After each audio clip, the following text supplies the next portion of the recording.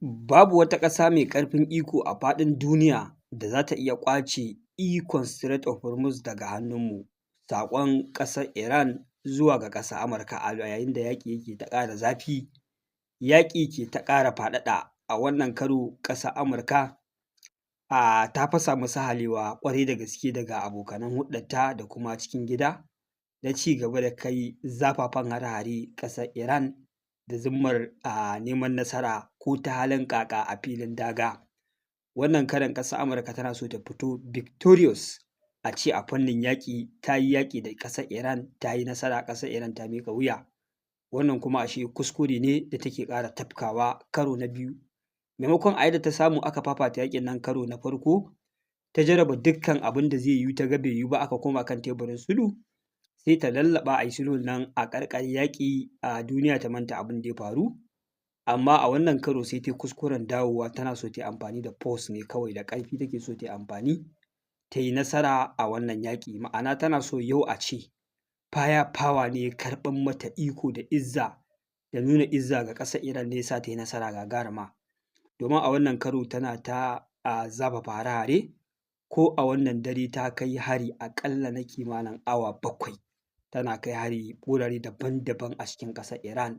Haka zalika a ɓangaren ƙasar Iran ɗin ita ma ba ta yi ƙasa a gwiwa ba, ta ci gaba da kai miyagun hare-hare a sansanin sojojin ƙasar Amurka musamman a ƙasashe guda 4. Waɗannan sansanin sojoji sun ga arkana suna ganin ta kansu. Ƙasar Iran na amfani da drones, tana amfani da makamai masu linzami, tana ci gaba da mai da martani masu matuƙar hatsarin gaske.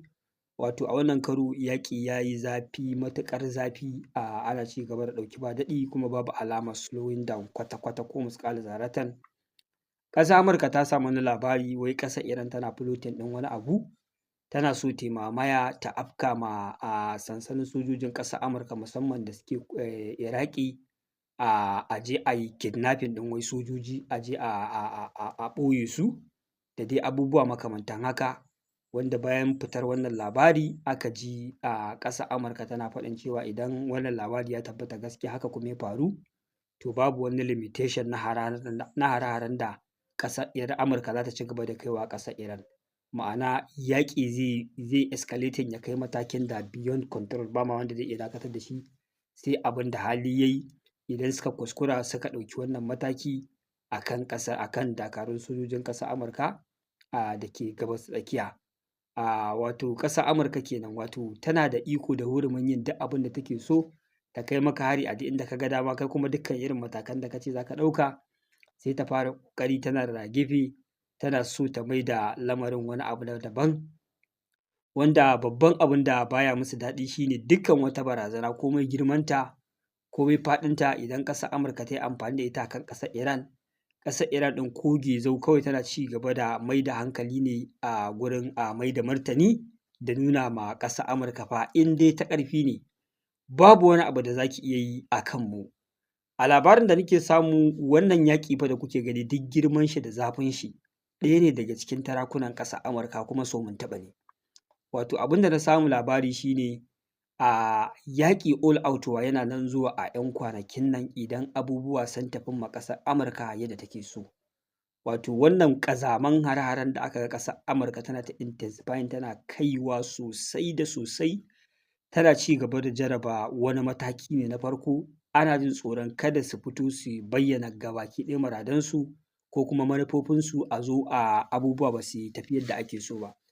Yanzu a iya waɗannan hare-haren da ƙasar Amurka take kaiwa, tana so ta ƙara tantancewa, ba ta so ta yi all out war karon farko, ba ta san meye yake ƙarƙashin ƙasa a ɓangaren ƙasar Iran ba.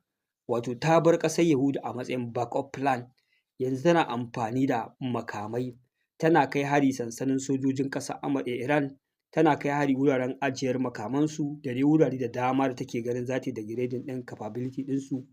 Tana so ta gane menene yake hannun ƙasar Iran.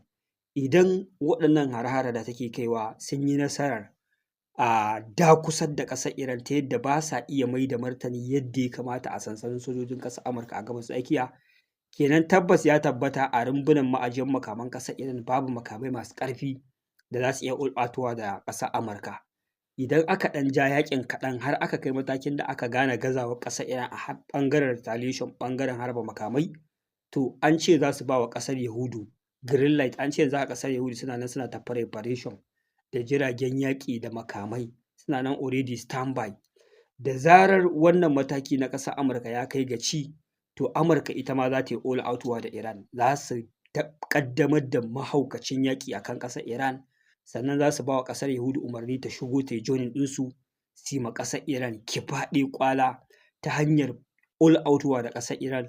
Iran ba za ta iya karewa da air defense system ba, kuma ba za ta iya retaliation ba, ta yadda dole su yi submit su miƙa wuya. Sun yi gagarumar nasara kenan. Kai, wato jama'a yaƙi gagarumin abu ne. Wato na fahimci maƙiya da kake gani ba ƙaramin shiri ake a yi surviving ba. Idan kana so ka yi nasara a kan manyan ƙasashe irin waɗannan masu mummunar wutar gaba a kanka, lallai ilalla fa gagarumin aiki ya kanka. Jama'a ku duba yadda mutanen nan suka rinƙa shirya makirce-makirce iri daban-daban wa ƙasar Iran da tarakuna na yau da daban, na gobe da daban, na jibi na gata daban. Abin da ke ƙarƙashin ƙasa ya fi wanda ka gani a zahiri. Wannan fa su ne ƙasar Amurka, wannan fa su ne ƙasar Yahudu. Lallai su ne cikakkun maƙiya na gaskiya. Idan za su yaƙe ka, billahi allazi la ilaha illa huwa, dukkan wani nau'in makirci da ake takama da shi a duniya sai sun yi amfani da shi a kanka. Dukkan wani strategy da za su yi amfani da shi su ga sun kai ka ƙasa, wallahi sun kai ka. Idan kuwa ka ga mutanen nan wai yau sun ƙyale ka, ka tsallake ka sha, to wallahi ba ƙyale ka suka yi a bisa rajin kansu ba, ka fi ƙarfinsu ne bayar da za su yi da kai, Allah ya taimake ka. Amma in ka kalli strategy ɗinsu, babu wani mutum da za su tasa a gaba face sai sun yi yadda suka yi suka ga bayan shi. Yanzu ku duba, gabaki ɗaya ya tabbata tun daga farkon fara wannan yaƙi har ya zuwa wannan gaɓan, gaba ɗaya ƙasar Amurka strategy take amfani da shi na son sai ta ga bayan ƙasar Iran, ashe ta rasa hanya. Duk in kuka lura a yarjejeniyar sulhu ta ɗan ja lokaci, tana yi tana sawa ana mata leƙen asiri, tana duba waccan gaɓar, tana duba ina za ta sara, nan ya karye, ina za ta fasa, nan ya watse, ina za ta galabaitar da kai ta yadda ba za ka iya taimakon kanka ba. Yanzu in kun lura wannan yarjejeniyar da aka yi ta watan Galiliya, a je Pakistan, a je Qatar, a je Switzerland, a je ina ne ana ta yi, suna nan suna yin backup plan na lissafin ya za a yi su mamaya su turmushe ƙasar Iran. Duk da ita ƙasar Iran ɗin sun riga sun koya mata darasi ne, ta sha wuya a hannunsu, ta fahimci zallar makircinsu, ta ƙi yadda ta yi guarding down, saboda ta riga ta fahimci ƙasar Amurka ba ƙasa ba ce da a duniya wani mutum mai tataccen hankali zai imani da ita ko ya sauke makaman yaƙi ba tare da yaƙin ya ƙare gabaki ɗaya ba. Tun farkon fara wannan yaƙi take shirya ma ƙasar Iran maƙarƙashiya ba ta yin nasara. Wato har ya zuwa wannan gaɓar still dai makirci da gaba ya fi na farko. Abin da ta yi a farkon yaƙi so mun taɓa yanzu akan abin da take shiryawa. Kamar yadda na gaya muku, abin da take shiryawa a yanzu a cikin 'yan satattakin nan, idan fa abubuwa sun yi kilikin yadda take so, wallahi ya fi muni akan abin da ta yi a farkon yaƙin nan na hallaka jagororin ƙasar Iran. Domin yanzu abin da nake gaya muku fa, suna nan suna latsawa ne, waɗannan in kuka ga hare-haren da suke kaiwa ba ƙananan hare-hare ba ne. Hare-hare ne masu matuƙar girma fiye da tunaninku, fiye da yadda ba kwa tsammani. Awa 7 ana harba makami fa, awa 7 suna harba makami, musamman a kudancin ƙasar Iran. Ƙasar Iran ta taƙarƙare ita ma tana ta harba makamai a sansanin sojojinsu da ke ƙasashe guda 4, kuma a yadda na samu labari a sansanoni guda 2 ƙasar Iran tana ci gaba da gagarumar samun nasara, tana ci gaba da yin ɓarna, tana ci gaba da harba makamai a waɗanda suke ci gaba da zama barazana ga waɗannan sansanin sojojin ƙasar Amurka. Domin duk yadda aka ce ana iya kai harin da ba a iya intercepting, drone suna iya sauka su yi ɓarna, a wannan gagarumar nasara ce. Wannan yake nuna cewa ita kanta ƙasar Amurka a fannin tsaro ko killace kanta ko sojojinta har yanzu ba ta da 100% na cewa za ta iya kiyaye su. Ma'ana idan ta yi nasara a kan ƙasar Iran da kashi 10, akwai possibility ɗin ƙasar Iran za ta iya nasara a kanta da kashi 6 ko kashi 7. Kun ga ba su sami yadda suke so, wanda su a nasu ɓangare suna so idan suka kashe maka mutum 100, to kai da ƙyar ka samu ka kashe musu mutum 1. To shi ne yaƙi ya tafi musu yadda suke so.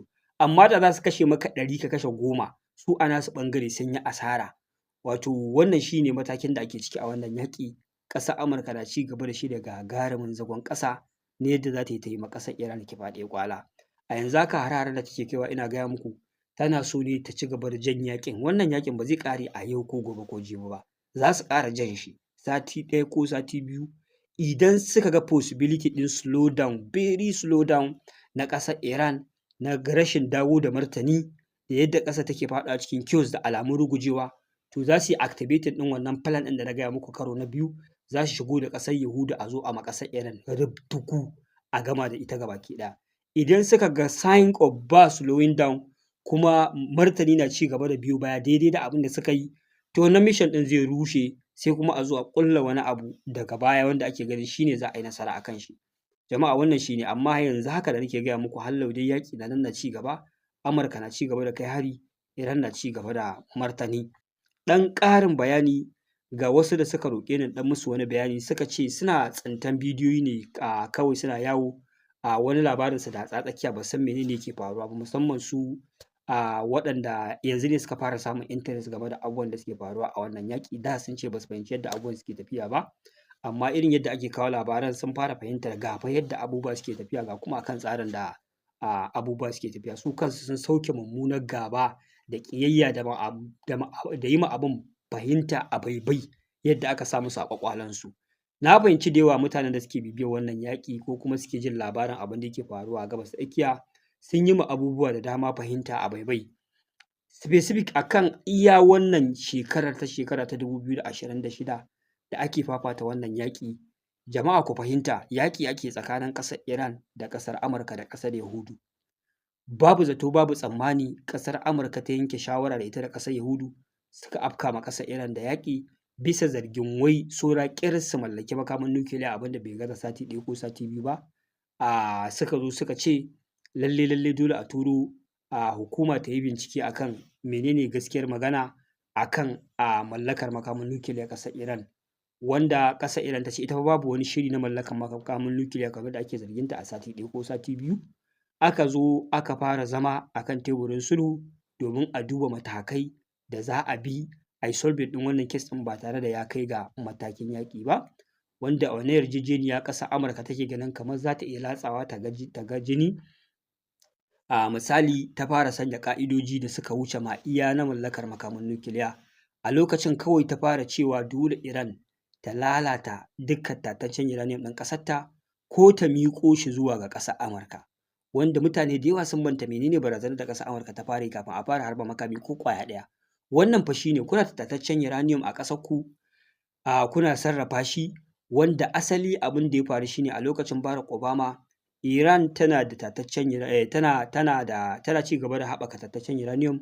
Aka ce ba za ta mallaki makaman nukiliya ba, aka zo aka yi yarjejeniya da ita da Barack Obama, wanda aka cire mata wasu takunkumai, aka ce to an yadda ta ci gaba da sarrafa uranium amma ya zamana 30% ne, ta yadda zai zamana kawai na activities ne na wutar lantarki, na abubuwa ne da za a ci gaba da amfani da shi a ƙasar Iran banda ƙera makaman nukiliya. Ƙasar Iran ta amince, aka yi haka, aka bar wannan yarjejeniya, aka ɗan cire mata wasu takunkumai, ta ci gaba da rayuwa a haka cikin salama, babu wata barazana tsakaninta da ƙasar Amurka a lokacin Barack Obama kenan, kuma aka biya ta wasu kuɗaɗe a matsayin diyya ta karɓa, wanda bayan zuwan wannan shugaban ƙasa da kuke gani ya zo ya ce wannan yarjejeniya yanzu babu ita, bai yadda ma a ce ƙasar Iran ta sarrafa uranium 30% ba. Saboda haka wannan yarjejeniya da aka yi da Barack Obama shi ya lalata ta gabaki ɗaya. Saboda haka ita kuma ƙasar Iran ta fusata a wannan lokaci ta ce to tun da haka ne bari in ci gaba da haɓaka uranium ɗin, sai ta ci gaba da haɓaka shi har ta kai 60% a haɓaka uranium, wanda a wannan lokaci ta yi shugaban ƙasar Amurka Donald Trump na farko ƙalubale da rashin ƙwarewa akan mulki, tun da bai taɓa shugabanci ba, bai yi tunanin ya ƙaddamar da miyagun abubuwa akan ƙasar Iran ba bisa lalacewar yarjejeniya wadda shi ne ya rusa ta. An dai ɗan samu matsaltsalu da Donald Trump a wannan lokaci har ya kai hari ya kashe ɗaya daga cikin jagororin ƙasar Iran, Qasem Soleimani. Ƙasar Iran ta yi martani a ƙasar Iraki da dai wasu abubuwa makamantan haka, takun saƙa ya shiga tsakaninsu. To a wannan karon dawowarsa ne na biyu, shi ne nan ƙasar Yahudu ta sa shi a gaba sai ya cika mata muradanta, wanda ana zargin lokacin da shugaban ƙasar Amurka Donald Trump ma yake neman shugabanci karo na biyun nan, suna ɗaya daga cikin waɗanda suka kashe maƙudan kuɗaɗe su kawo shi kan mulki domin ya biya musu, cika musu waɗannan muradan nasu, wanda bayan wannan dawowar nashi ne nan ma dai aka ci gaba da takun saƙa, ba a samu gaba ko lagon da za a afka ma ƙasar Iran ba. An gani ƙasar Amurka ta karkata akan ƙasar Venezuela, har ta je ta kama shugaban ƙasar Venezuela Nicolas Maduro ta tafi da shi gidan yari ta kama tattalin arzikin ƙasar Venezuela da man fetur ɗin ƙasar. A halin da ake ciki a yanzu kowa ya riga ya san abin da yake faruwa a wannan gefen. Gaɓar da suka samu nasarar yunƙurin rusa ƙasar Iran shine zanga-zanga da maciya amanar ƙasar suka yi yunƙurin shiryawa ta kifar da rejim cewa ana cikin tsadar rayuwa da hauhawar kayan masarufi da karyewar tattalin arziki, wanda aka ga miliyoyin al'ummar ƙasar Iran sun fito suna ta gudanar da zanga-zanga da zumar suna so a yi regime change ko kuma dai a samu wata mafita da za a samu sauƙi a cikin ƙasar, wanda hakan ya yaudari ƙasar Amurka da ƙasar Yahudu suka ga to ga dama ta samu, bari su yi amfani da hakan su tunzura al'ummar ƙasar su kifar da gwamnati ko kuma a shigo da makamai a tayar da yaƙin basasa. Ƙasar Iran ta tashi ta yi ƙarfen ƙafa, ta zara ido, ta yi ɗauki ba daɗi, ta yi bala'i a cikin ƙasarta, ta kwantar da wannan zanga-zanga, da ƙyar aka samu wannan zanga-zanga ta lafa. Wanda bayan haka, bayan kammala wannan zanga-zanga, shi ne fa aka zo da zargin maganar cewa ana zargin ƙasar Iran saura sati ɗaya ta mallaki makamin nukiliya. Haka zalika da aka zo kan yarjejeniyar nan, ana so a cimma yarjejeniya ba sai an yi yaƙi ba, sai ƙasar Amurka ta bujiro da abubuwa guda uku. Ta ce tana so ma dai gabaki ɗaya ƙasar Iran ta dakatar da yunƙurin mallakan makamin nukiliya. Tataccen uranium ɗin tana so sai an fitar da shi daga cikin ƙasar Iran. Bata ma ba da option ɗin ai diluting ɗin shi a cikin ƙasar ba. Kai lokacin har an fara tunanin ko ƙasar Iran ta yarda za ta cire tataccen uranium ɗin ta ba wa ƙasar Rasha ajiya ko wani abu makamancin haka. Sannan ana so ƙasar Iran wai makamai da take ƙera masu linzami da take kare ƙasarta, wanda mallakin ƙasarta ne ma ba siya take ba, ta daina ƙera su ta bar su a wani limit. Haka zalika ƙungiyoyi da take amfani da su gurin idan aka ritsa ta a irin wannan yaƙi ya zafi, tunda ita ma taron dangi ake mata, tana yaƙi da ƙasar Amurka, Amurka na kawo hari, tana yaƙi da ƙasar Yahudu, Yahudu na kawo hari, ga sansanin sojojin ƙasar Amurka sun kewaye ta a ƙasashen Larabawa gabaki ɗaya, kuma ko daga wani sansani za a iya kawo mata hari. To ita ma escape route ɗinta shine irin waɗannan ƙungiyoyi da take proxy war da su, waɗanda suke Yemen, waɗanda suke Lebanon. Idan yaƙi ya intensify ya yi zafi sai ta dinga aita activating ɗinsu ta fara kai hari, sai su ma a raba ma waɗannan ƙasashe hankali. To wannan shine hikimanta. Aka ce duka waɗannan abubuwa guda uku sai ta yi su, wanda ƙasar Amurka ta janyo ƙasar Iran kan teburin sulhu. Aka yi zama na ɗaya, aka yi zama na biyu, kamar yaƙi ba zai yiwu ba, yanzu an kusa cimma yarjejeniya. Ashe tarko suke ɗanawa, sun saka spies, ana ta monitoring ɗin jagororin ƙasar Iran da inda za su taru da abubuwan da suke motsi a musu kifa ɗaya ƙwala. Idan aka kawo musu hari aka hallaka su, to wannan al'ummar da ta yi zanga-zanga tunda ba ta buƙatar gwamnatin rejim na Ayatollah Ali Khamenei, to sai a yi activating ɗinsu kawai su gudanar da zanga-zanga su rusa ƙasa su karɓi mulki. Shikenan ƙasar Amurka ta samu ƙasar Iran a ɓagas, wanda ake zargin a wannan lokacin Reza Pahlavi shi ake so a zo a ɗora akan shugabancin ƙasar Iran, wanda shi kuma ya yi alƙawari duka waɗannan muradai guda uku zai cika ma ƙasar Amurka. Zai lalata program na mallakan makamin nukiliya, zai rushe ƙungiyoyin dakarun Iran da take proxy wa Hezbollah da su Houthis, zai kuma gabaki ɗaya duk maganar ƙera makamai an daina. Yanzu ƙasar Iran za ta dawo lami ba komai, ko yatsa ba za ta iya ɗaga ma ƙasar Yahudu ba idan yaƙi ya taso. Wannan fa shine plan ɗin, wannan shine abin da ya faru, kuma suka kawo hari suka kashe jagororin, amma kuma suka yi yunƙurin juyin duniya su matsa a yi zanga-zangar nan, al'ummar ƙasar suka ƙi yin zanga-zanga, suka dawo suka goyi bayan gwamnatin ƙasarsu. Jama'a wannan shine kaɗan daga abubuwan da suka faru a wannan yaƙi, wanda wannan shine musabbabi da kuka ga an shiga an ci gaba da wannan ɗauki ba daɗi tun daga wannan rana har ya zuwa yau a shekara ta 2026 kenan. Nan idan mutum yana da adalci yana da hankali zai ga to laifin mai ƙasar Iran ta yi, ba ta yi laifin komai ba. Wace ƙasa ta kai ma hari? Babu wace ƙasa ta kai ma hari. Wa ta takala? Babu wani ta takala. Kes ɗin cikin gida ne aka zo aka so a yi amfani da shi a kawar da su gabaki ɗaya, suka tashi tsaye suna ta ƙoƙarin kare kansu. To kai wani irin baƙin azzalumi ne kai? Dole sai an yi rashin adalci an ce mutanen nan su 'yan shi'a ne, su kaza ne, sai an tsine musu albarka, sai an ƙi goyon bayansu a bisa zaluncin da aka musu. Jama'a wannan fa shine a taƙaice ba. Wannan shine zallar abin da ya faru. Na hakaito ma waɗanda suka ce ne ba su fahimci mene ne yake faruwa ba. So sun ga ana ta manipulated ɗin abubuwan, ana ta juya abubuwa, ba su fahimci me yake faruwa ba. To wannan shine asalin gundarin abin da ya faru, ƙasar Iran ta faɗa cikin wannan yaƙi ake ta gwabzawa. Ina ta muku alƙawari insha Allahu ku yi haƙuri ku min afuwa, lokaci ne ba na samu, amma zan saka live kamar da ni alƙawari, zan zo ne muku wannan bayanin musamman yaƙin nan na shekara ta 2026, kuma zan ɗauko tarihi a baya, zan muku tiryan duka kowa ya fahimci abubuwan. Jama'a yau wannan labarin da na kawo muku a ce ƙasar kafirai ce zalla ba musulmi a ciki ta fuskanci irin wannan baƙin zaluncin, shin a matsayinka na musulmi ba za ka zo ka ce an zalunci waɗannan mutanen ba, kuma wanda yake yaƙi da su kai fatan su yi mummunan nasara a kan shi ba? Za ka yi. Nan ba za ma ka kawo mas'ala ta addini ko aƙida ba, saboda nan kawai ga shi ƙarara wani mutum ne aka zo za a cutar da shi bai yi laifin komai ba. Wane musulmi ne a faɗin duniya bai yi Allah wadai da abin da ƙasar Amurka ta yi a Venezuela ba? Venezuela ƙasar musulmi ce? Ba ƙasar musulmi ba ce, amma kai ka san haka Allah ya halicci ɗan adam. Da ya ga an yi zalunci zai ga bai ƙaunar zalunci kuma bai ƙaunar wanda ya zalunci, kuma yana tausaya ma wanda aka zalunta. Mu haka Allah ya halicce mu. Ko ba magana matsala ta addini, yanzu kawai abin da aka je aka yi a Venezuela, aka kama shugaban ƙasa aka ƙwace masa man fetur, kai ranka ya ɓaci. Kana jin dama a ce suna da wani ƙarfi su yi ma Amurka mummunar uƙuba bisa abin da ta musu. To tunda ba yadda za su iya yi, ya suka iya. Su kuma waɗannan da suke suna da ƙarfin, ga shi nan suna iya abin da za su iya na ƙwatan ma kansu ‘yanci. A'a, yanzu kar a goyi bayan su, kar a ba da labarin yadda mutane za su fahimta, kar a zo a yi bayani filla-filla al'umma su fahimci ga inda aka faro ga inda aka dosa. Wannan wani irin baƙin zalunci da tosasshiyar ƙwaƙwalwa ce da Allah ya ma wasu. Wannan shi ne a taƙaice, jama'a nan zan dakata, ku biyo mu a bidiyo na gaba. Wassalamu alaikum.